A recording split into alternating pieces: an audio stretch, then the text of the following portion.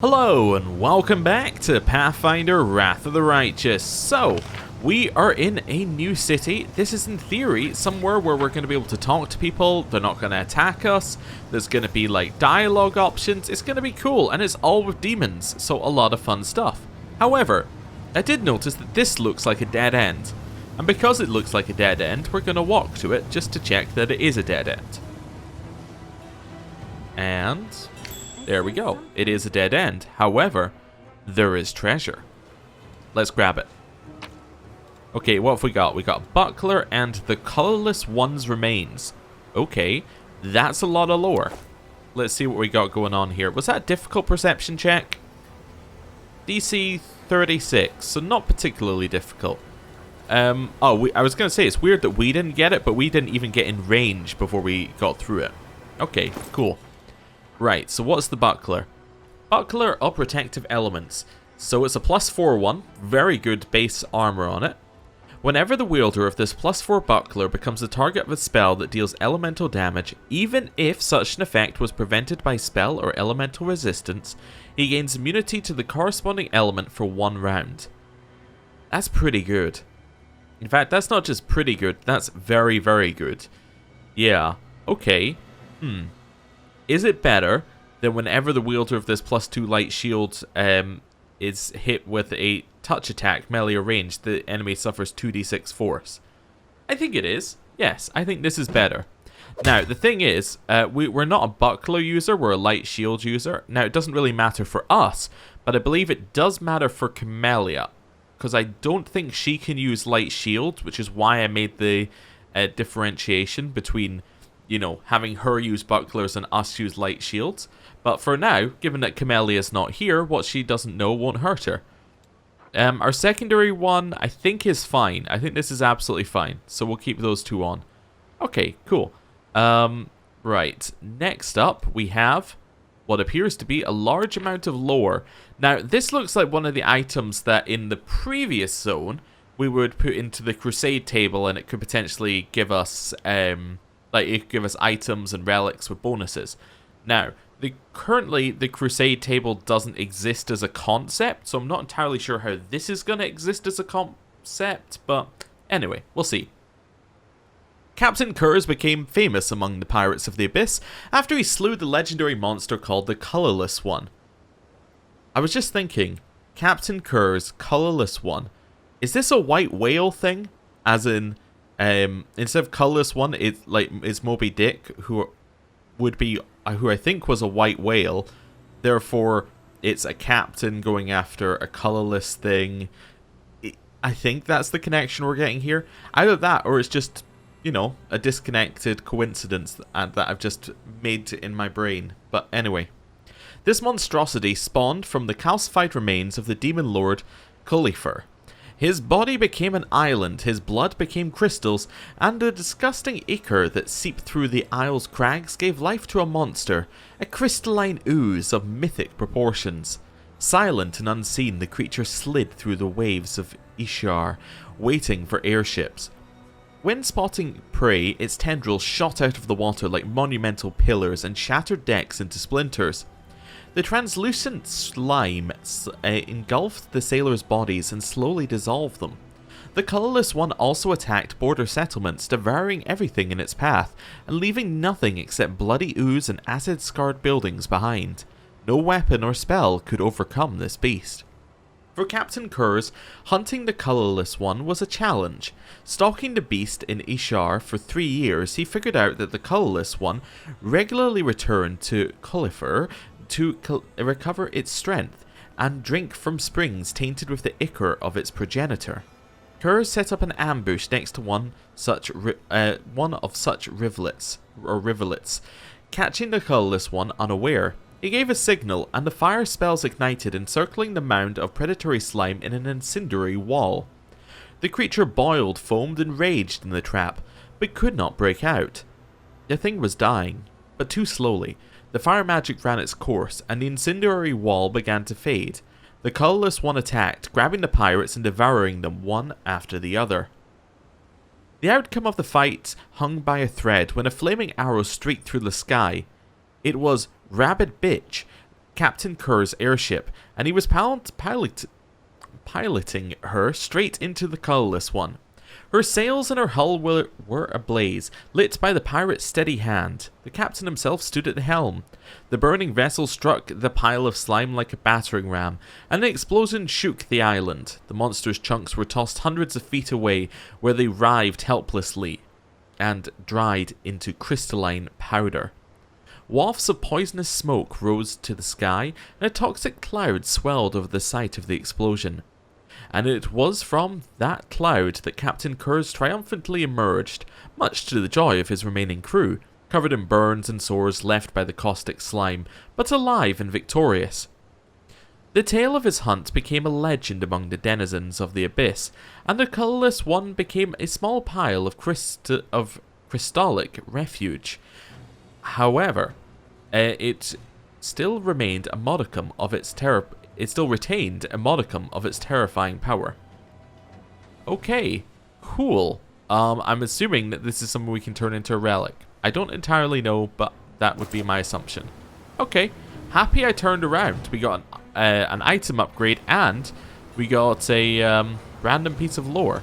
A very long random piece of lore, but a piece of lore. Oh. Lo, can the mortal yet swing a dead cat without hitting one of Nera's guests nowadays. And second one, merchants, travelers, demonologists, every kind of filth. Right, all just strutting around gawking. One of them approached me the other day and asked, "I'm sorry, I'm lost. Can you please show me the way back to the middle city?" I'm gonna guess you probably ate him. That's my guess. Also, I like how they're just listed as commoners here. Well, so I did. Haha, show 'em. You've got some nerve. If a guard caught you, they would have torn your head off. Not tequila, banned messing with the guests. I believe that's how I was told to say it. You know what? Let's just look it up. I was given a pronunciation for that name, and we will try and say it correctly. Because apparently it comes up a lot. Here's where I look up the pronunciation of the name, and then in the next scene we get the NPCs just saying it. But let's see. So it is Nocticula. Is that right? Oh no, that's how I'm saying it. It's Nocticula, I believe. Nocticula? Okay. Anyway, we'll try and say it like that. Nocticula. Nocticula. We'll get there eventually. I like how everything's just shifting as we're moving through. That's kind of neat. Hello. Sorry, I was going to read it and I read this name and I was like, I need a second. I hate that scumbag, Ermangaleth. He promised me a fight with Gelderfang. Then the whole league jumped me and knocked me out cold. The champion didn't even show up to the arena. There's an arena? This stranger, a lad from another plane, was wandering around here looking for cheap goods to buy. So we pitched him some hot merch and the guards nabbed him right at the gates. What a laugh. Nocticula is a tyrant and a vicious bitch. I wish someone would scrape her off her throne and twist her neck. I hate her. Oh. Okay. I'm actually liking speaking to these people as they seem to actually have things to say. Can we head up here? No. Oh. Cutscene.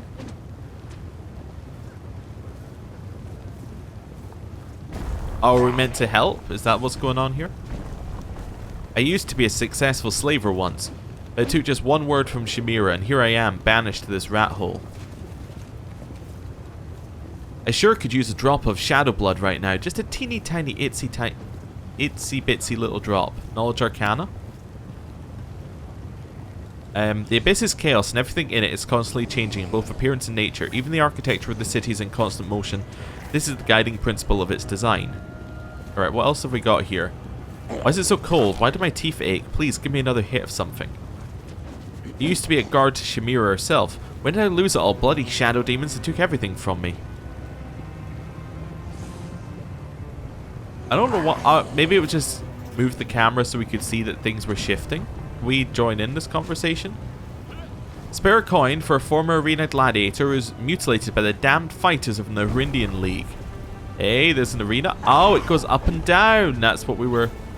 Okay, I see. That's what it was trying to tell us, is that that goes up and down. Hello. A few days ago, a bunch of tentacles crept out of this crap drain and dragged away a couple of drifters. Those bums screamed like they were being torn to pieces. We nearly laughed our heads off. Okay.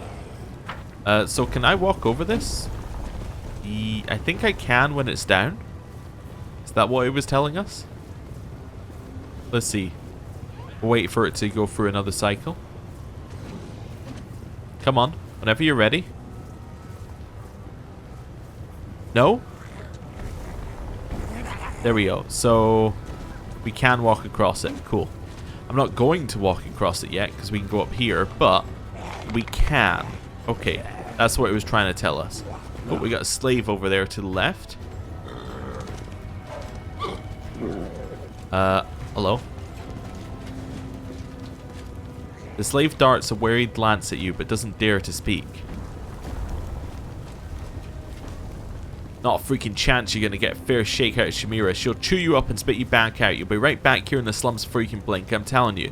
If she wants something from you, go find it. If she wants something from you, go find it and sell it to someone else for a heap of cash. The other day, a gang wrecked this crap hole called Bad Luck and finished off its owners.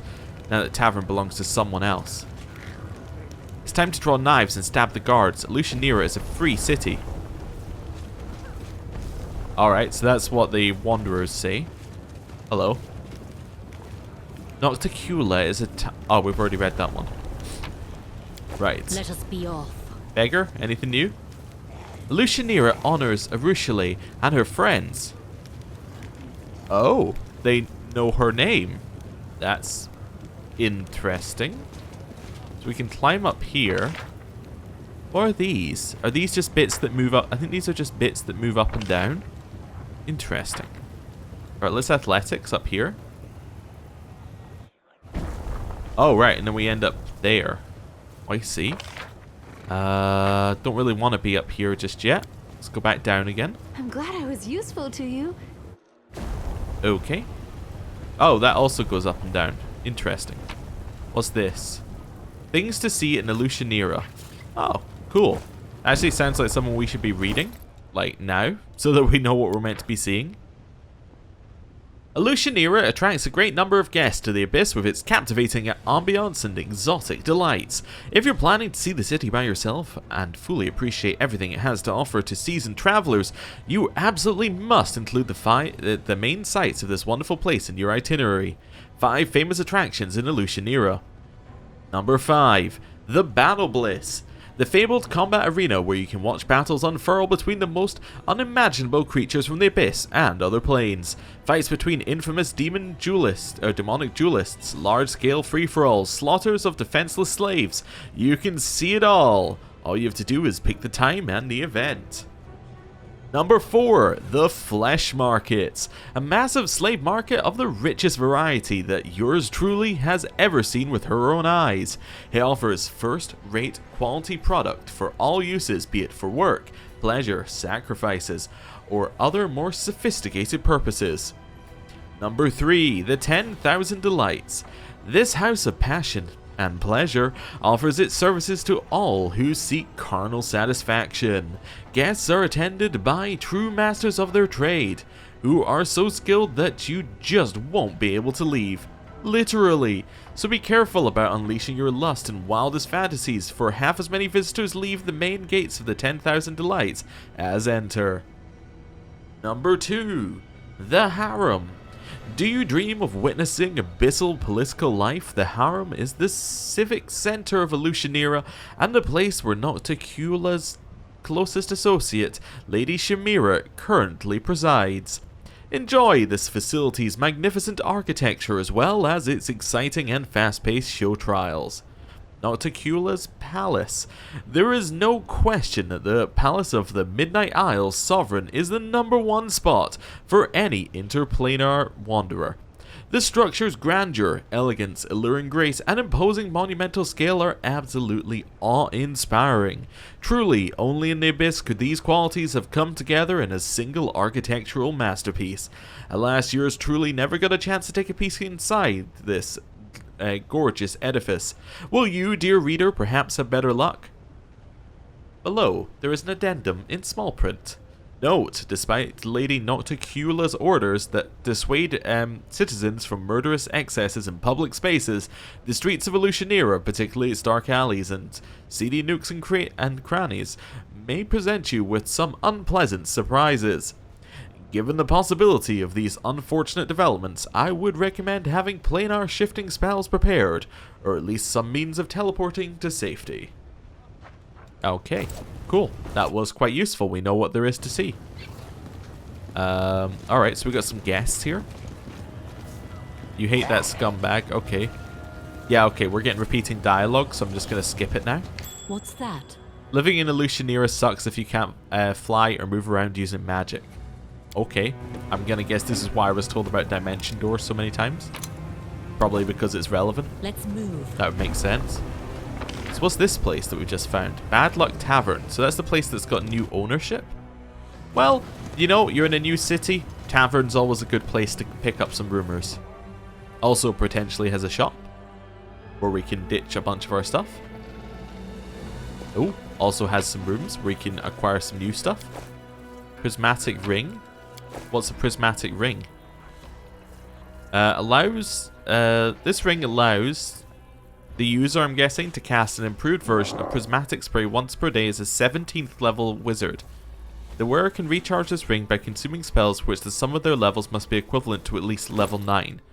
That's what keeps it as a wizard ring. Bracers of armor suck. Here you go. I refuse to cooperate.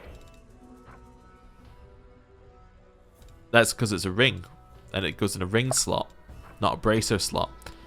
That makes sense. It took me a second, but I worked it out. Where is there's prismatic spray. Every creature in the area struck by one or more of the beans has an additional effect. 40 points of fire damage, 60 points of acid, 100 points of electricity damage. That's pretty good. Poison. Frequency 1 round for 6 rounds. Initial effect, death. Oh. Secondary effect, 1 constitution damage per round. Cure. Wait, why does it say cure? Wait, really? I don't know why it says cure afterwards. That's weird. Anyway, 2 consecutive. Oh, sorry, I'm misreading it. 1 constitution damage per round. The cure is 2 consecutive fortitude saves.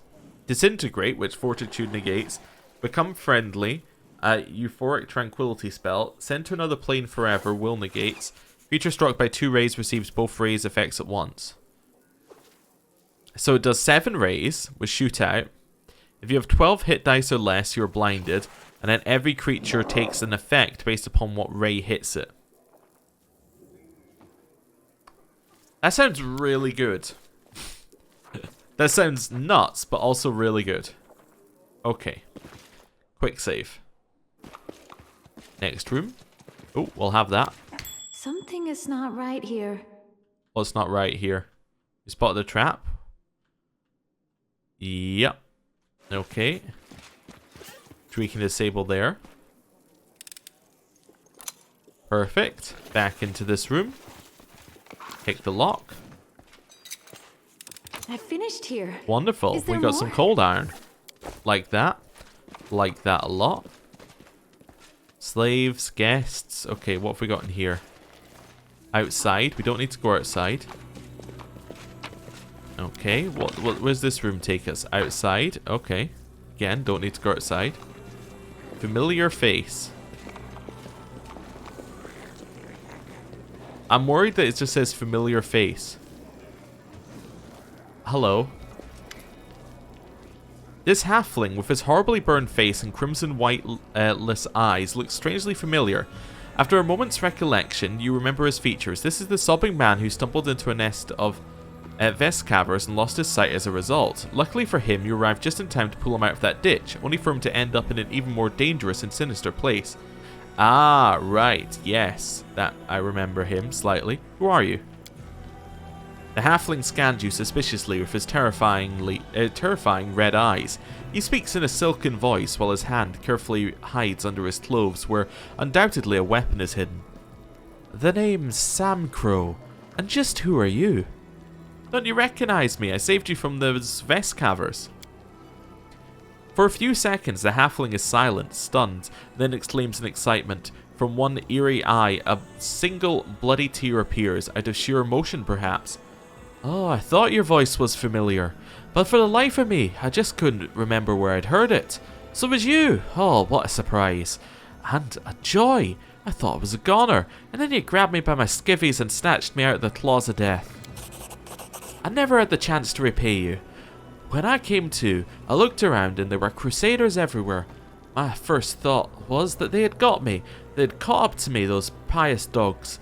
I hadn't noticed that I was unbound and unguarded until later, when I took off running. I wasn't right in the head, you see. I had a nasty fever, and I didn't even get a chance to meet my saviour. But not this time. I'm not going anywhere. Here, take this. This is for old Sam Crow, the scoundrel who still lives and breathes instead of lying dead in that blasted canyon. You thought you'd be safe in the abyss, you thought wrong. So you save him, he goes down to the abyss, and then you're just like, haha, stab, stab, stab. Also, does this mean, I just noticed that they're glowing. Does that mean that they're a good or an order character? Does glowing show us, in theory, people who are allies in this world? That's a little bit weird. Anyway, what's wrong with your eyes? I thought I healed you. The halfling grunts grimly. Ah, the Vescavers left some crap behind. Some kind of acidic slime, or maybe those wretches laid their eggs, I don't know. Whatever it was, on the 7th day my left eye went dim. On the 9th, some sort of shadow spawned in my right one. I kept wriggling in there. A healer in the battle bliss cut out my old eyes, and sewed in these in instead. Now I can see in pitch darkness and tell differences in temperature and a bunch of other stuff. A master of his craft, that healer was. Ruthless, though. How did you end up in that crevasse? As soon as those Crusaders started mopping up our forces in Canabris, I knew it was time to split. Them Eagle Watch interrogators snooping around everywhere asking questions. Just how did Baphomet cultists get into the city with such ease before the attack? You know, half our agents are scholars, not spies. Catch one, it'll rat out the rest. So, I was out of there in an instant and on my way back to my mates. I wish I could have found a proper guide though, so I wouldn't have fallen into that Vescaver nest. Why were you scared of the Crusaders? Oh, as I was legging it away from Canabris, I just couldn't shake off the image of the gallows they'd hang me from, for treason and all that. You wouldn't believe that all the stunts I pulled off. I smuggled Lady Monago's letters into the city, hid cultists under the guise of the merchants' guards in my own home, brought Faxon into the Tower of Estrad, did some research on the Blackwing Library for Lord Xanthier. Who showed the demons where the Crusader barracks were on the first night? Me. They were all cut down, unarmoured and half asleep, when the resistance gathered at the Defender's Heart. Who was it that found out and told the demons about it? Me again. The whole thing hinged on messengers and spies like me. That's why the Crusaders would have gladly hung me if I were caught. You scum! So many good folk died because of filth like you. Seela clenches her fists, her eyes burning with rage. Hey, has she lost her or something? Get this lunatic away from me. She'll hurt me. Why'd you work for the demons? All for the wizardly knowledge. I've always been curious to a fault, especially when it comes to magic. Once I was allowed wizard's books, there was no stopping me.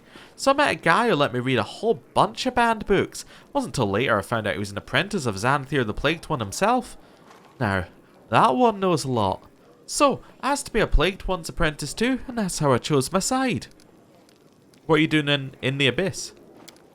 The halfling gives you a sly smile, which looks rather creepy with his red eyes. Same thing you are, hiding. You're one of Baphomet's agents too, right? Why else would you hole up in this dump with me instead of fighting over in Golarion?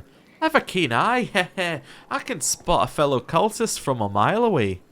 Sam Crow grinned smugly, clearly proud of his own insight. I'm not going to kill him or cause trouble here, I'm just going to go. You take care now, and remember, this is no Golarion. Things are rougher here. That seems an awful lot more civilized, to be honest. Ashmaker.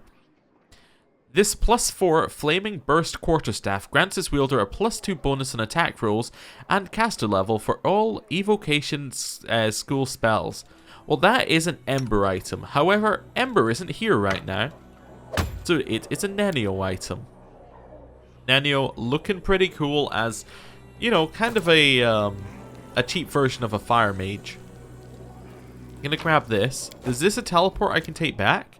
Hey, I can go back to the Nexus from here. Wonderful. There's Melara, who appears to be a friendly person. Let's continue looting here. You know what, Sela? You stay where you are. Wendog, you know the area. You go loot. Mainly because she doesn't get stuck behind things. Alright, we'll read that later. Have we got anything else in here? Grab that. Red mask? That's the name of a person? Interesting. Grab that. Grab that. On your whim. Grab this. Cool. Just go around this place looting everything, and then we'll speak to the owner of the place. Quick save. Hello, Burgas. A wrinkled demon with broken fangs and a missing eye stands before you. The eye socket is occupied by a large, squirming, multi-legged insect, yet it seems not to cause the demon any discomfort. He greets you with venom in his tone. Welcome to the bad luck. I'm Burgas, the innkeeper. Our establishment upholds a high standard of service in that it's better to eat and drink here instead of a ditch. Sleep here at your own risk. Drown the rest of your life in cheap swill, or purchase goods of the highest quality and dubious origin. Upon giving your entourage an appraising look, the demon adds in a silken voice, We accept payment in gold and slaves. Dirty floor, terrible booze, and a clientele of scoundrels, each one more dreadful than the last, and an innkeeper who's a crook and probably a creep. The perfect venue to celebrate our arrival in this god's forsaken place. Who wants to keep me company? And maybe even entertain the other patrons with a few Crusader songs. I doubt they've heard them before. Where can I find Nocticula? The demon goggles, then bursts into a deafening laughter. Tiny bugs fly out of his maw. Wiping away bloody tears and giggling, he grabs a particularly nimble insect and tosses it back down his gullet. You can find her in the palace, mortal. The thing is, she won't see just anyone. The last person who had the nerve to show up uninvited now lives in the catacombs, and everyone calls him Scrap. Care to guess why? I don't know who you think you are, but you will not be allowed on her doorstep unless she invites you herself. And to receive an invitation from Nocticula, you have got to be an influential and renowned figure in Illusionera. Or you could do something to piss her off. Sometimes the two things are one and the same. Angering your ruler in their own domain, Sounds exceptionally stupid and dangerous. When do we start? How do I earn an invitation from Nocticula? The demon shrugs. Your chances are slim. But you look cocky, so you could try the gladiator fights in the Battle Bliss. Everybody loves a good butcher. The dirtier and bloodier you fight, the more respect you'll earn. Only fools fight fair, so you must prove that you know the ways of the fighter's craft. The crowd will love you if you torment the loser before finishing them off. Make him shriek, squeal, and beg for death. Oh, and you can count on having a fight of your life. You'll face an Arindian League champion. Death will be a symphony of suffering the audience will forever remember. Most can only dream of such a fate. You can cozy up to someone in the upper city. The more influential your patron, the more respect you'll be shown. Just remember that in Illusionera, only the most skilled predators make it to the top, like Lady Valexian. More often than not, they'll offer friendship as an introduction to their intrigues. They'll get into your head, twist your thoughts, make you hate yourself, and make you destroy everything you ever loved with your own hands. That's their idea of fun. If you know how to, shall we say, solve problems, you could try and get under Shamira's wing. She presides over the harem of ardent dreams in the middle city and rules Illusionera. Lady Nocticula does not stoop to such trifle as herself. Commanding this city is dirty, bloody work, and Shamira is always in need of capable assistance, especially since she changes them as soon as they start to reek of her dark deeds. Walk through the slums. Everyone you'll see there tried to climb higher but fell into a trap. There are plenty of warnings in their incoherent ramblings. Tell me the latest rumors. The demon pours a shot of liquor that smells of blood and bitter ash. No problem. Have a drink and we'll talk. 500 gold. Deal. The demon observes your face with obvious interest. The liquor stings and fills your mouth with the foul taste of salt and rotten flesh. Well, what do you want to know? Tell me about Lucianira. Well, in short, there's no order in this city. There never has been and never will be. There are no laws here, as we demons spit on laws. The only law here is that might makes right. Take everything you can, give away everything you can't protect. Obey those stronger than you, and then maybe they'll devour someone else. Everyone does what Nocticula says. She split Lucianira into 3 quarters. Lower city, the middle city, and the upper city. The elites live comfortable lives above. The fools and losers rot below, and everyone else sits in the middle and dreams of climbing up. Though they mostly fall. Each quarter is walled, so no one goes anywhere they shouldn't. Guards watch the gates. You know what? This city reminds me of somewhere. In Dragon Age Origins, what's it called? I can't remember. In my head I have a name for it. I suspect that it's the wrong name. Anyway, there's a dwarven city in Dragon Age Origins. That is what this place reminds me of. And it's because it's set up very similarly. You've got a new race of people who you haven't really been exposed to talking to. Like, they're not really that present elsewhere. You've got 1 or 2 members of their race, but not really anyone in particular. Or, I guess calling demons a race is kind of the wrong way of saying things, because obviously there are many different types of demons. But anyway, let's not worry about the demons' feelings about calling them one thing. But you got kind of like one group of people who you haven't really spoken to before. You get your arena, which is kind of like one of the major things you might have to do in the city. You got your lower city setup. You got your upper city setup. It's all kind of very tropey in a way that I quite like how it's, you know, it's familiar tropes that they got for their city building. You get a very similar city kind of setup in Knights of the Old Republic with Taris, where you get your lower and your upper city. So it's just something that I'm noticing. It's like, it's quite a familiar setup to me in terms of like how a lot of other RPGs have done things, which is interesting because it's not really the way that Pathfinder has set up its places. Most of its places are fairly like one-dimensional, like, and that's not necessarily to say bad. It's just that like when you go somewhere, it'll be like a village with some people. Even if it's like, you know, this is a big major town, it'll be like, here is 1 or 2 hallways of this town. This is one building of this town, which is a dungeon. It's very rarely somewhere where you completely explore it, which is just an interesting new thing. I like it though. Anyway. Although, in truth, the guards are just a bunch of the most vicious and violent demons who carry out Nocticula's commands. If someone cuts you down in front of them, they won't interfere unless she orders them to. Then again, if you decide to bash someone's head in, they won't concern themselves with it. The only reason they might chase you away is if they want to loot the corpse themselves. The important thing is, don't kill anyone in front of a crowd. Don't bother guests from other planes. Nocticula has her reasons. She's trying to turn Lucianira into the interplanar bazaar of the abyss. And as you walk around the Lucianira, keep track of the time. Oh, not in some tiresome, don't waste your time sense. Watch the time as if you were in a jungle and a predator was lurking in the brush. It might pounce on you and freeze you in place, steal days, months, even years. You won't notice any changes and everyone around you would grow old and forget about you. In the abyss, time is a fickle and unruly thing.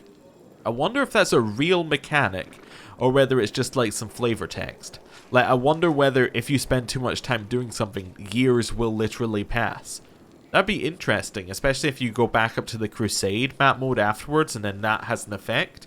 I imagine it's not a real mechanic because our buffs aren't running out. And our buffs are, in theory, tied to the in-game time in a way. Although they're tied to real time as well. But you get the idea. If they're tied to in-game time, then you would expect that, well, I suppose it is real time and in-game time are in sync when you're inside an area, aren't they? So yeah, I guess they would line up. So yeah, because our buffs aren't running out, that's not a mechanic. It's just some flavor text. Cool. Anyway, tell me about this quarter. The demon points to a bottle of liquor. Imagine a Lucianera as this bottle. The lower city is the bottom. The explanation is quite apt, as the bottom of the bottle is coated with foul-looking scum, and a dead insect with 2 fanged mouths is stuck to it. A cesspit. If someone or something needs to be eliminated, they send it to the lower city. They say the arena is the heart of the quarter, but that's nonsense. This whole quarter is one massive arena. Everyone here is a murderer, a thief, and a scumbag. Oh, the bloodshed never ceases. Denizens of Lucianera watch it with delight, but wager on who will emerge from this lake of blood. You may think of the slums as a useless appendage, but they're a main source of entertainment for the city. Tell me about the other quarters of the city. The middle city is all about trade. I want to get there as soon as possible. We've got a lot of stuff to trade, although we're probably going to sell it all to him, but we have a lot of money to spend as well. Middle city, I'm all about it. The 10,000 Delights offer sex. The flesh markets deal in slaves and weapons. The mercenaries and assassins sell the deaths of enemies. The most successful business person of all is Chimera at the harem of ardent dreams. Merchandise is Nocticula's favor, and the favor of the powers that be. The upper city is for those who already have everything, and have no use for trade.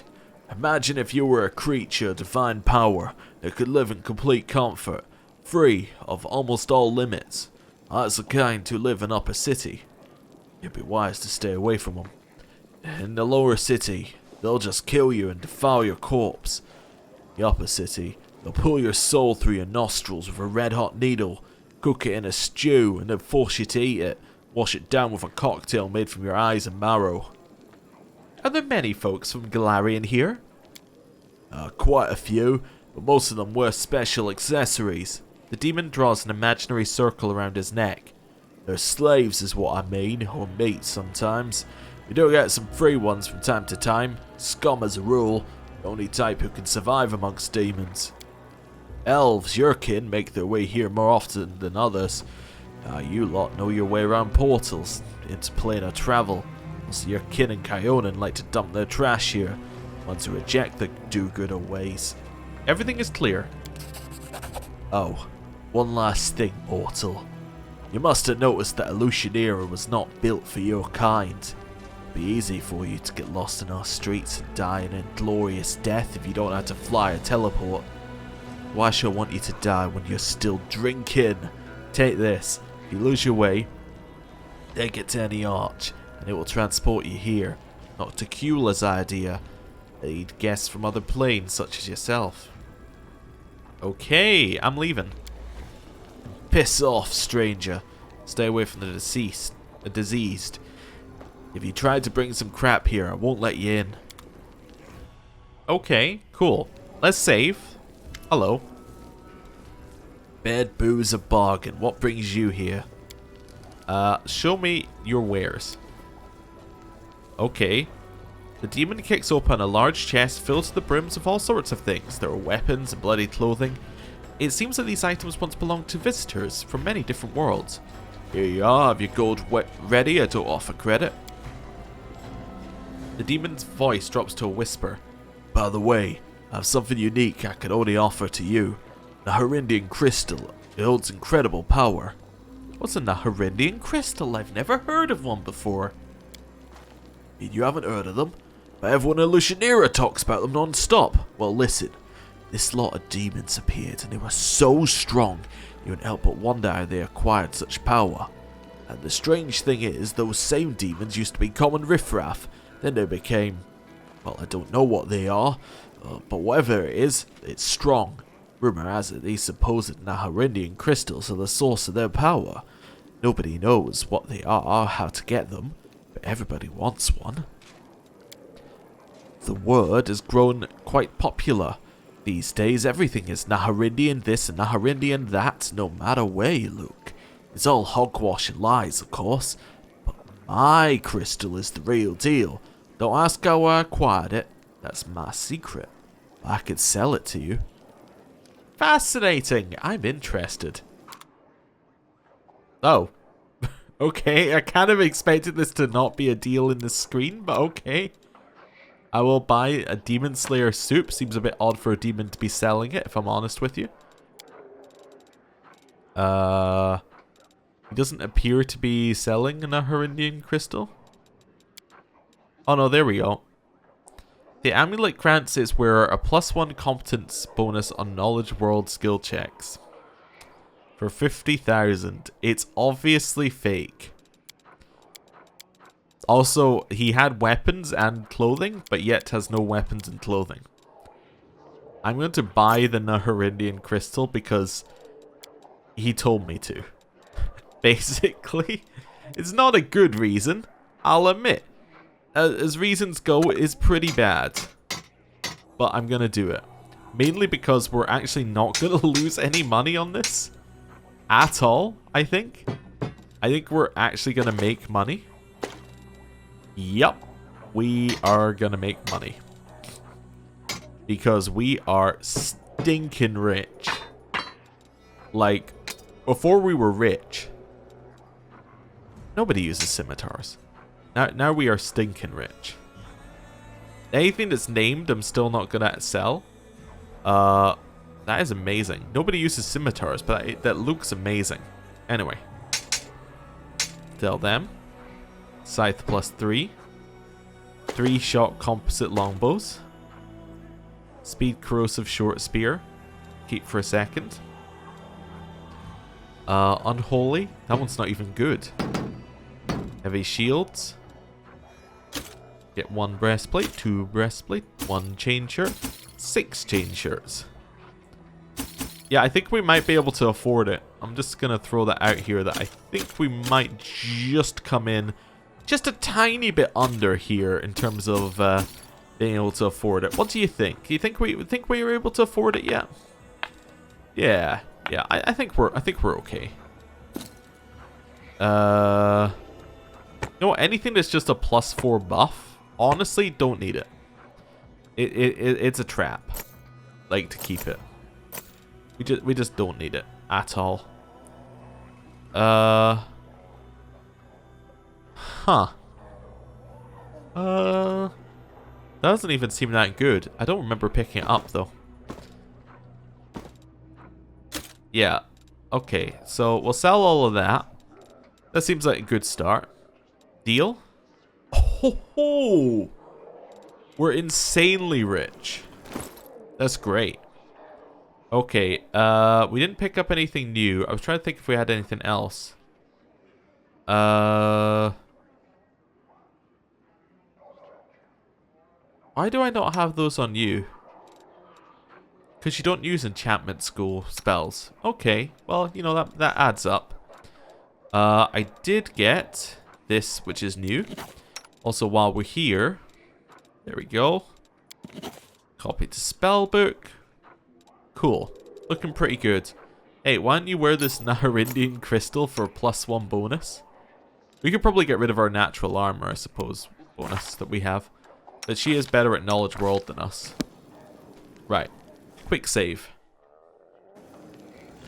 It makes me feel alright about spending 500 gold just for lore. Also, hello. I'm the commander of the Golarion Crusaders. Show some respect. So you're a big deal on Golarion, so what? This might come as a surprise, but Crusaders don't have much authority in the Abyss. Here everyone sees you as an outsider with a doubtful past. Want to carry any weight here, you have to build up your reputation. I need a room. 1,000 gold coins and you take the room in the back. It's quite a sum, I know, but you can clearly afford it. Deal. For your sake, I hope you're a light sleeper. Some pranksters have taken to breaking into rooms while the occupants are asleep, stealing their eyes and stitching their mouths and ears together for fun. Holy moly. You picked a terrible place for a night's rest, outsider. Now we'll gut you and help ourselves to your things. No.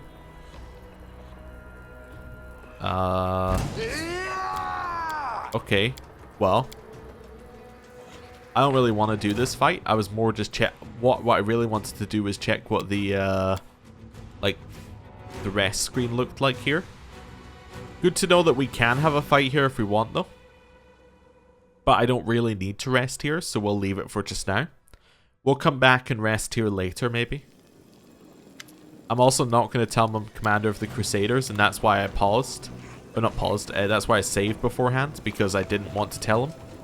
Alright, so I think this is a potential ally. That's why they're glowing, right? So I'm going to talk to him. Greeting you with a nod is a middle-aged sorceress with short, dark hair, a skinny face, and prominent cheekbones that bring to mind images of predatory birds. Despite the dark circles under her eyes and her overall worn-out look, her voice sounds friendly and welcoming. Hey, you're not a local, are you? Have you come from Golarion? That makes us fellow countrymen, since I hail from Absalom. Allow me to introduce myself. I am Magister Melara, a certified specialist in resolving magic-related issues, and the captain of an airship called Starcatcher III.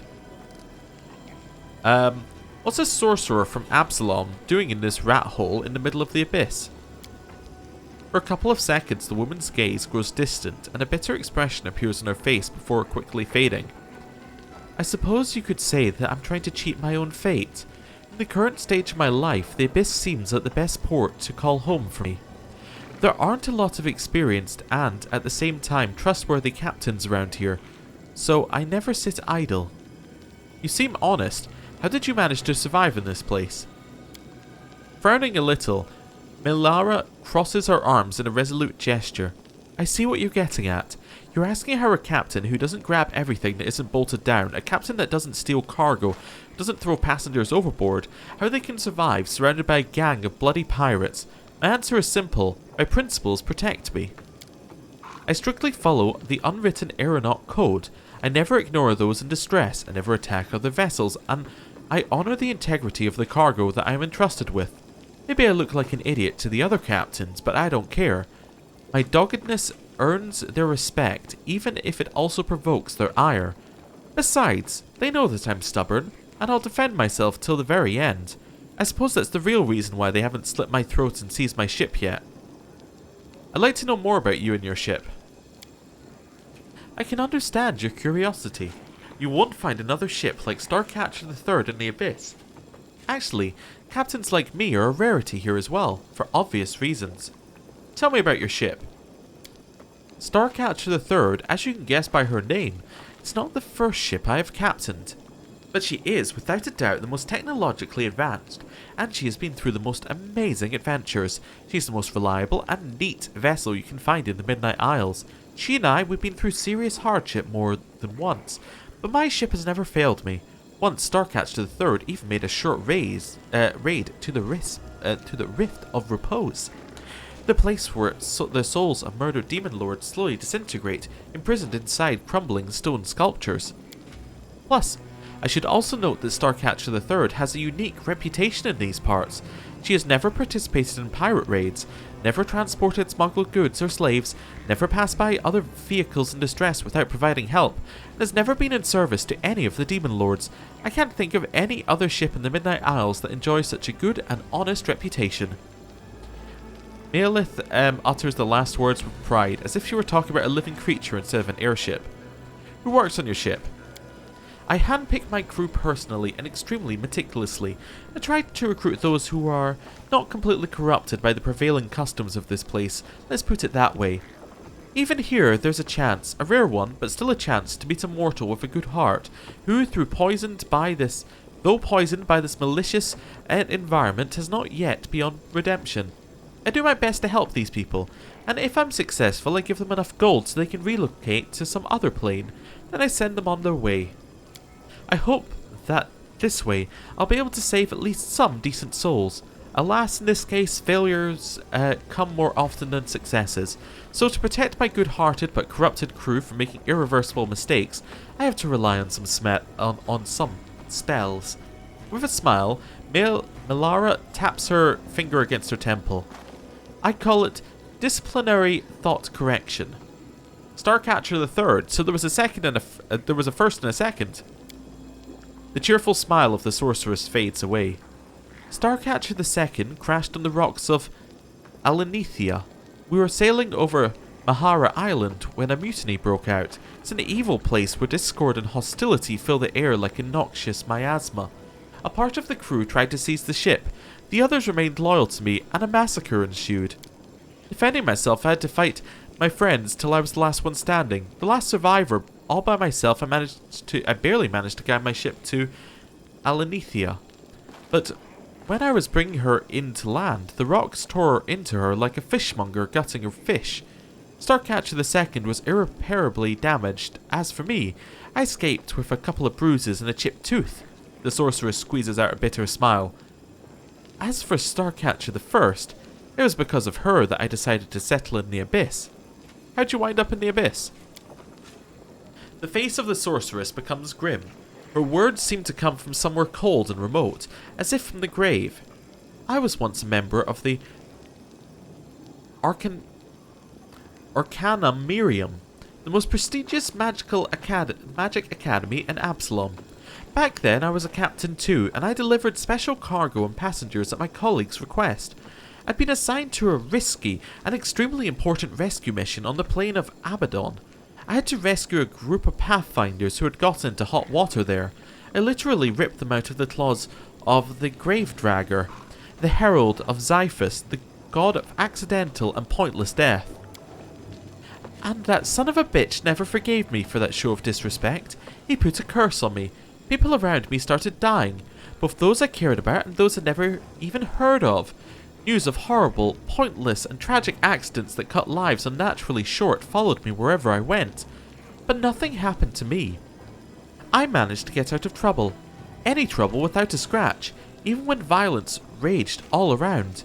I tried to get rid of my curse, but no one could lift it. Soon after that, Starcatcher I was wrecked in a terrible storm. Then I decided to go into voluntary exile and stay away from the plains where civility, mercy, and common sense are valued. Here in the abyss, I can at least avoid mourning those whose lives are cut short due to my curse. Besides, the abyss is insane and bloody enough even without me, so my cruel fate can add very little to this crazy whirlwind of aggression. I understand. I'm always at your disposal. I can see the luminescence of your soul. Confess, what laws of the abyss have you violated? The sorceress smirks. Are there even laws in the abyss? I honor the unwritten aeronaut's code. I help those in distress and I never steal cargo that belongs to others. If that's violating the laws of the abyss, then I guess I'm a dangerous criminal. You can't escape justice. A Lucianera will see you judged. The sorceress eyes you with skepticism.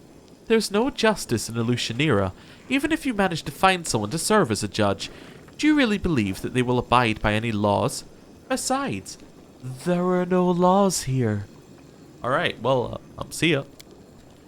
Fair winds to you too. If you find yourself in need of an excellent airship and skillful captain, just let me know. So was that that was an update to this one, to the Equilibrium of Chaos. We have no way of actually doing anything with it. I love it. Also, I love how many quests we have now. So these are all the quests for like make Nocticula like pay attention to us basically. Okay. Hello. Get lost. I'm not looking for drinking companions. You know what? You're the first sensible person I've spoken to today. Right. We're going... Oh, right. Weirdly, this is now here, even though that's where we are. We're going to go to the Nexus. Yeah. Let's see what happens. Is it a place now that we can, like, rest properly, or what's going on? So it's just us, which makes me think it is a proper rest spot. Yeah, we have companions we can speak to. Is this what this area over here was for? Like for... Yes, it was for hidden it was for like places for your companions to hide out. Yeah. Okay. Cool. Well, I think that I'm going to end the episode here. Thank you for watching. And next time, we're going to go and speak to all of our companions and figure out what exactly they're doing. They might have thoughts on this, on what's happening right now. Also, I'm going to switch up our party for next time. There are some people who are... Oh, and level them. There are some people who I definitely feel would benefit more from being in the party right now. I think that, for instance, Greyboar would fit in perfectly. This is a great area for the game to bring Greyboar. I think that Woljif would fit in perfectly. I still think we should bring Arushale. Camellia, maybe, although she's more of a spirity person. Darren is still fun. Wendog's still fun. Yeah, but I feel like bringing Sela along is just asking for trouble. I don't know.